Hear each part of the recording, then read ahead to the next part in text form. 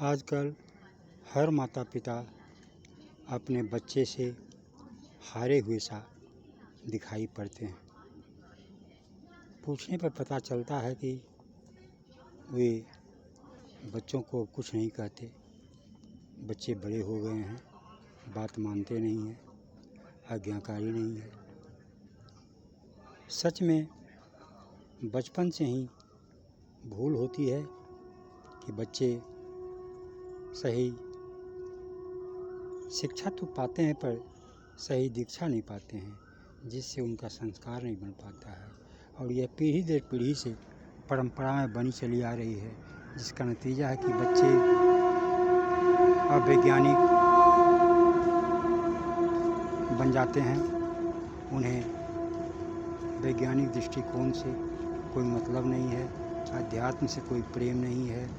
वे सिर्फ अपने मन का मनमानापन दिखाते हैं, मनमौजी काम करते हैं। ज्यों-ज्यों किशोरावस्था आती जाती है, बच्चे अभिभावक के साथ गुर्राना शुरू करते हैं, जवान होते हैं, आँख दिखाने लगते हैं और शादी विवाह होते ही अपने स्वार्थ में लिप्त हो जाते हैं, माता पिता को दरकिनार कर देते हैं। लेकिन माता पिता इस बात की कहीं चर्चा करने से भी डरते हैं। आखिर क्यों? कुछ तो कारण इसमें है। माता पिता में भयंकर गलती होती है और वे भी माता पिता से संस्कार पाए नहीं, यानी पीढ़ी दर पीढ़ी में परंपराएं हमारी बिगड़ती गई, संस्कार देने की परंपराएं छूटती गई और संस्कार देने की एक विधान सिर्फ रह गया, जिसे हम 16 संस्कार कहते हैं। एक खाना पूर्ति कर दी जाती है।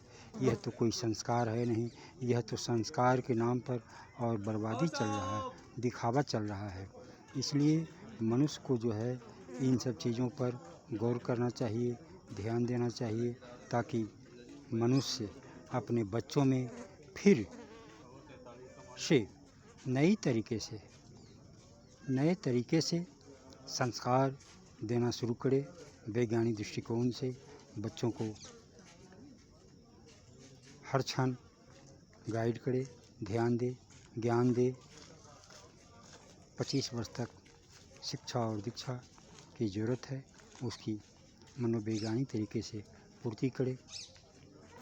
पुनः जब बच्चे तैयार हो जाएंगे तो वो अनुशासित हो जाएंगे, वे अपनी माता पिता के प्रति श्रद्धा का भाव रखेंगे, आज्ञा का पालन करेंगे और वो भी एक दिन अपनी संतानों से श्रद्धा पाएंगे।